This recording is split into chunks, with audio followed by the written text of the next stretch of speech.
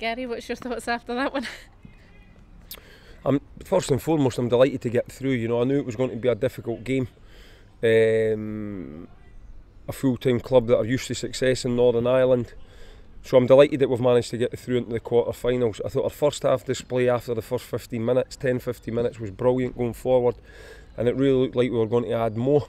However, we can't get away from the fact that we switched off at half-time. I think you don't say the job's done, but mentally I think we thought the job was done. We never got started. They made a couple of changes. They got 2 goals in the first 5 or 6 minutes, and it was an uncomfortable second half, and it shouldn't be an uncomfortable second half when you're 4-0 up. So we need to learn from it. We can't bury our heads in the sand and just say, right, well, we've won 3 games in a row, everything's good, because it isn't all good, albeit mostly it's good. So we need to learn for that second half, and we've spoke about it already. You know, we've spoke about the things that we're not happy with, and you know, the players are on board with what we're telling them, and we just need to move on. You know, we need to learn from it. And normally when you get a wee kick up the bum, and that's what that was, you've lost a game when you get the kick up the bum. The fortunate thing for us is we've still won the game and got through into the quarter-finals. So as long as we learn from that, and if we're ever in the position again where we're 4-0 up at half-time, and I hope we are, that we don't make the same mistake. We never made it last week, which tells me it was more a mental thing this week, and it's something that we don't want to happen again. So the players are aware of it, and that's it. You know, we've spoke to them, we've addressed it, and we move on to a big game next week against Ross County. It does say a lot about the team that they concede 3 goals but still win. Yeah, listen, that's the positive side. You know, the negative side is you've lost the second half 3-0, and the positive side you've still won the game. So I think for us to score 2 games in a row to be 4-0 up at half time has been excellent. We're trying to make our home record better.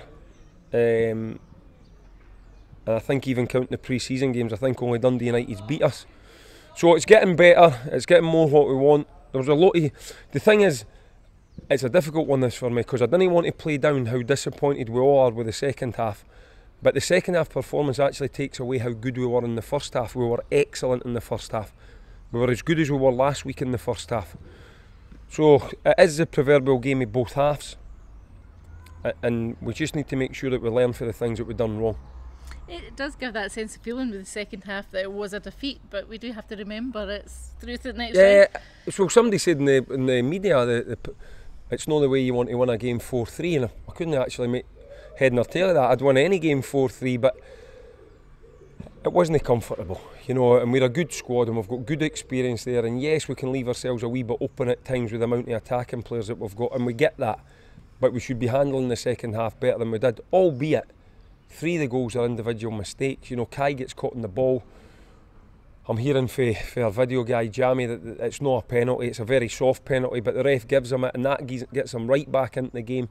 And then Scott takes a touch when he should just clear the ball. So it's frustrating really, because that could have been a game where if we had performed how we had performed in our defensive work, I don't even mean in our attacking work, if we had performed in the second half how we did for the majority of the first half, that should have been another clean sheet, and that's what's disappointing me.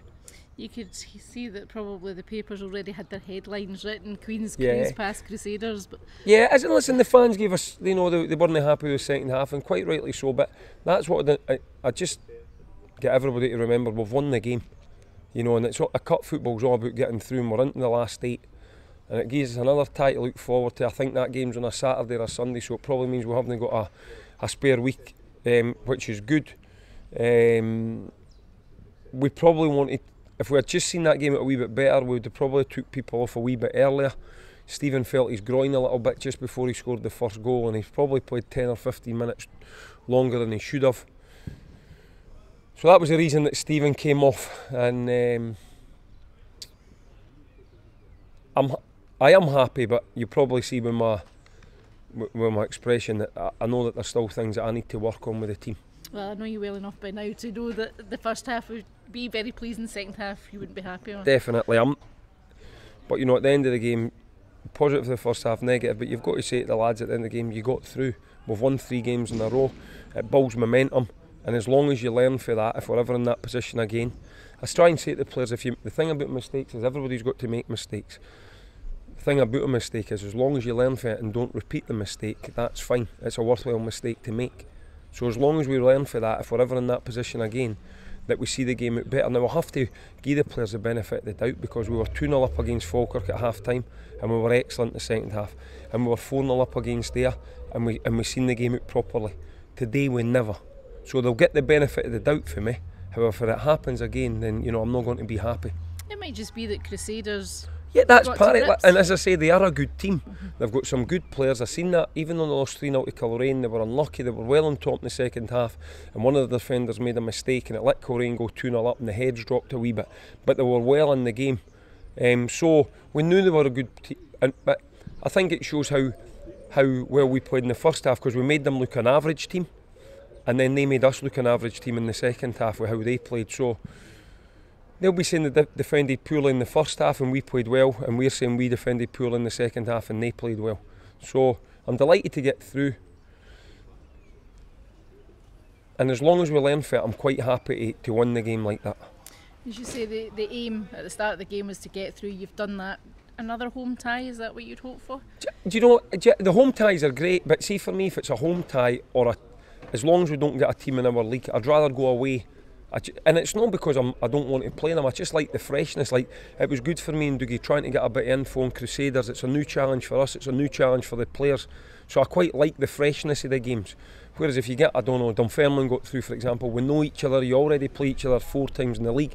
You could get each other at some stage in the Scottish Cup. You didn't really want to be playing 6 times in a league, albeit if you get to a final you may have to play them again. But while there's 8 teams in it, my own choice would be to play somebody that isn't in a league for a bit of freshness in the game. I think there's 16. 16, sorry Sandra, yeah, because that's right, there'll be 8 ties, so plenty, and that's what I want. And if we can get that and a home tie, excellent. Before that happens, there's obviously a massive game against Ross County next week. So I was saying to one of the boys, if you finish above them, you know that you're going to do well this season. Yeah, I think on paper they'll have one of the strongest squads in the league, probably along with, in my opinion, and it's just my opinion, Dundee United, Ross County, probably Dunfermline. I think they've got real strength and depth in every position. And it's got to be a tough game, and it's a tough couple of games coming up for us, because we're playing the 2 teams now that were relegated for the Premier League. They've got good squads of players, they've got good teams, they've got good management, and there've got to be good challenges for us. But it's a game at home that we should be looking forward to. I know there's a negativity about the place now because of the second half performance, and I get that, but we've won 3 games in a row, and we're going to play Ross County knowing that if we beat them after 5 games in the league, we're going to be above them. And they're pretty sure that we're going to be first or second or third in the league, which is excellent. So there's a lot of things for us to look forward to the game. There was a great crowd last week. I didn't realise how many there actually was, 500 or 600 of the Ayr fans, but it meant our own crowd was up to about 1900, so we've managed to get 300 or 400 of our own fans back in the gate, and hopefully they'll come along again. We're trying to entertain them. We're scoring a lot of goals. I think that's 11 games, we've scored 30 odd goals. We're trying to entertain.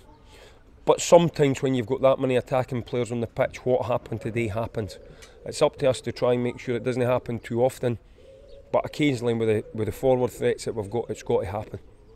Is the expectations going to be more on Ross County next week? Or? No, I don't think so. I think there's an expectation on us, because there's an expectation of the performance we put on against Falkirk, Ayr, first half today, second half against Dundee United, 90 minutes against St Johnstone. We've showed people that we can play at a really, really good level. So my players' expectation comes from me. I expect them to perform like that more weeks than not. But it'll be a difficult game, but a game that I'm looking forward to. Again, a bit of freshness. It's a team that's came down that we never played last year. We've never faced them as a management team. A lot of the players will have played a lot of their players, so it's a game that we should look forward to. It'll be a hard game. Obviously they've got some really, really good players, some of the best players in the league, but so have we. So for every positive or negative about Ross County, we can match them with that. And it's a game that, as I say, hopefully the fans will come along, and hopefully we can put on performances that we've put on in the main over the recent 4 or 5 games. Just a word about today again about Adam and David both getting on. Yeah, a wee bit difficult there to put them on 4-2. The flow of the game's against us. It would have been much easier to put them on at 4-0, and they can sort of ease their way in. But I think they'll be good additions to the squad. Adam, as I said, has been out with a little knee operation. That's his first football in 4 or 5 weeks, and and David's only came over from Canada, trained with us on Thursday, Friday. He's probably still got a bit of jet lag, and once we get him up to the speed and what we want, and that we want him to play more disciplined and rather than running about everywhere, I'm sure he'll be a big player for us as well. So delighted to get them onto the pitch, and as I say, hopefully there'll be good additions for us in the coming months.